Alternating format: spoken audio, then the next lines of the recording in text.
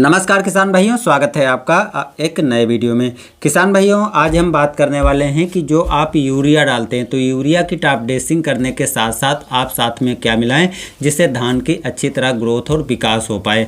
क्योंकि ज़रूरी जहां पर नाइट्रोजन होती है उसी के साथ दूसरे भी बेसिक तत्व जो होते हैं उनको भी डालना ज़रूरी होता है। अब देखिए दोस्तों, जो धान की वैरायटियाँ आप लगाते हैं उसके हिसाब से आपको यूरिया की मात्रा भी चुनना पड़ता है। अगर आप देसी धान की वैरायटियाँ लगाए हैं तो आपको यूरिया की काफ़ी कम ज़रूरत पड़ती है। वहीं पर यदि आप हाइब्रिड धानों की किस्में लगाते हैं तो यूरिया की काफ़ी ज़्यादा ज़रूरत पड़ती है। वहीं यदि अगर बासमती धान की वैरायटियों को लगाया है तो वहाँ पर मीडियम यूरिया देने की आवश्यकता रहती है। अगर आप यूरिया की मात्रा कम करते हैं तो आपकी फसल का विकास रुक जाता है। अगर आप यूरिया की मात्रा बहुत अधिक बढ़ा देते हैं तो रोग कीट लगने की संभावना बढ़ जाती है और उसके साथ साथ और भी काफ़ी ज़्यादा फसल को नुकसान होते हैं। तो ना तो आपको यूरिया की मात्रा कम देना है, ना तो आपको यूरिया की मात्रा बहुत अधिक देना है।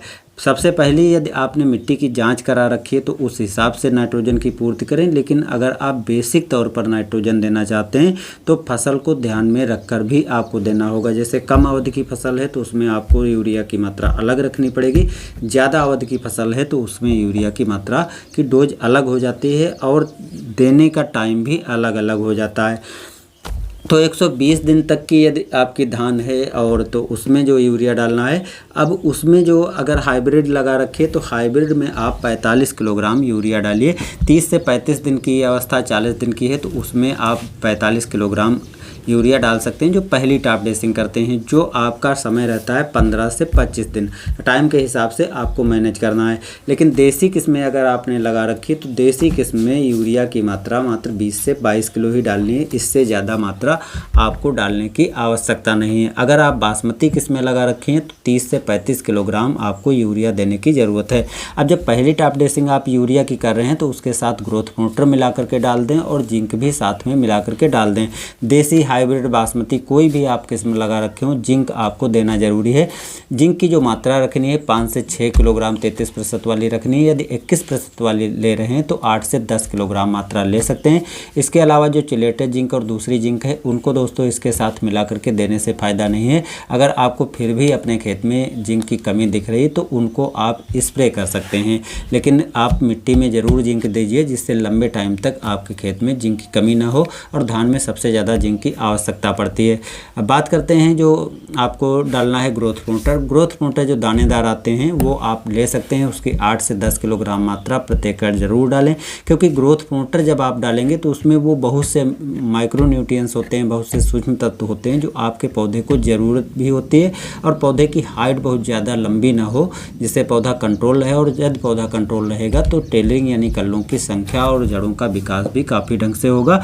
तो इनको आपको पहली बार जब टॉप ड्रेसिंग कर रहे हैं तो उस टाइम पर ज़रूर डालें। अब दूसरी बार आपको यूरिया की मात्रा कब डालनी चाहिए? देखिए, यदि आप 20 से 25 दिन पर डालते हैं तो दूसरी बार आपको डालनी है वो 45 से 50 दिन के बाद डाल सकते हैं। यदि कम अवधि की आपकी फसल है तो 40 दिन पर डाल सकते हैं। जो 20 दिन पर डाला है तो 40 दिन पर डालिए और उसके बाद डाला है तो 45 से 50 दिन के बीच में दूसरी टॉप ड्रेसिंग आपको ज़रूर कर देनी है।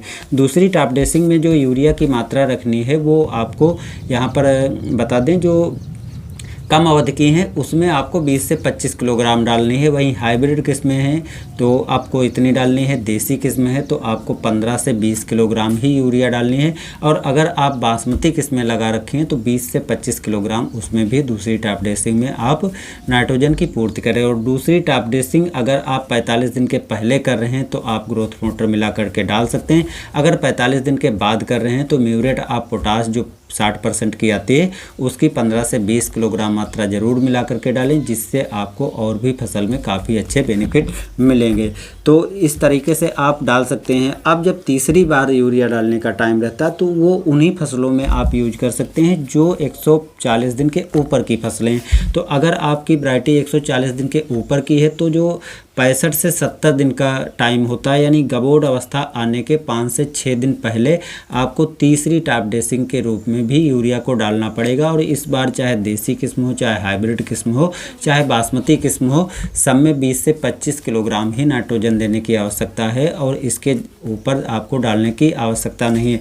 यदि आप दूसरी बार में म्यूरेट ऑफ पोटाश नहीं डाला है तो अंतिम समय में, यानी इस अंतिम उर्वरक को देने के टाइम पर आपको म्यूरेट ऑफ पोटाश की 15 से 20 किलोग्राम मात्रा थोड़ी बढ़ा करके इस टाइम पर ज़रूर डाल देना है। अगर आप पहली बार डाला था तो इस टाइम पर आप 5 से 6 किलोग्राम म्यूरेट ऑफ पोटाश डाल करके डाल दीजिए, तो काफ़ी अच्छे रिजल्ट आपको मिलेंगे। अच्छे रिजल्ट इस तरीके से मिलेंगे कि दाने का भराव अच्छे से होगा, बालियों में दानों की संख्या बढ़ेगी, दाने का वजन बढ़ेगा और काफ़ी अच्छी गुणवत्ता वाली आपको धान भी प्राप्त होगी। तो इस तरीके से कुछ यूरिया को आपको डालना है। अब एक चीज़ और है, यदि इसी दौरान पर कोई रोग कीट दिखाई पड़ता है तो आप उसकी रोकथाम के लिए दवाओं को भी यूरिया के साथ में मिला करके डाल सकते हैं। जो सिस्टेमिक बेस वाली दवाएं हैं उनको तो आसानी से मिला सकते हैं, लेकिन दूसरी टॉप ड्रेसिंग के टाइम तक ही मिला सकते हैं। तीसरी जब आप यूरिया की टॉप ड्रेसिंग कर रहे हो तो उस टाइम पर आपको दवाओं को मिला करके डालना नहीं है, क्योंकि अगर आप इस टाइम पर दवाओं को डालते हैं तो ये आपके जो धान है उसकी गुणवत्ता ख़राब करेंगे, उसके दाने में भी इसकी परसेंटेज मात्रा चली जाती है, जिससे मार्केट में इसका उचित मूल्य नहीं मिल पाएगा। तो इस बात का ध्यान रखना है। खाने के लिए यूज करते हैं तो स्वास्थ्य को भी ख़राब कर सकता है और आपका स्वास्थ्य बहुत ही महत्वपूर्ण है, तो इसलिए ऐसी गलती आपको बिल्कुल नहीं करनी है। तो आशा करता हूं दोस्तों इस वीडियो से आपको कुछ महत्वपूर्ण जानकारी ज़रूर मिली होगी। अगर आपको इसमें से जानकारी फ़ायदेमंद लगी है तो कमेंट में बताइए, कुछ कमी रह गई है तो उसके बारे में भी कमेंट कर सकते हैं। और चैनल पर नए हैं तो चैनल को सब्सक्राइब भी कर लीजिए। मिलते हैं नए वीडियो के साथ, धन्यवाद।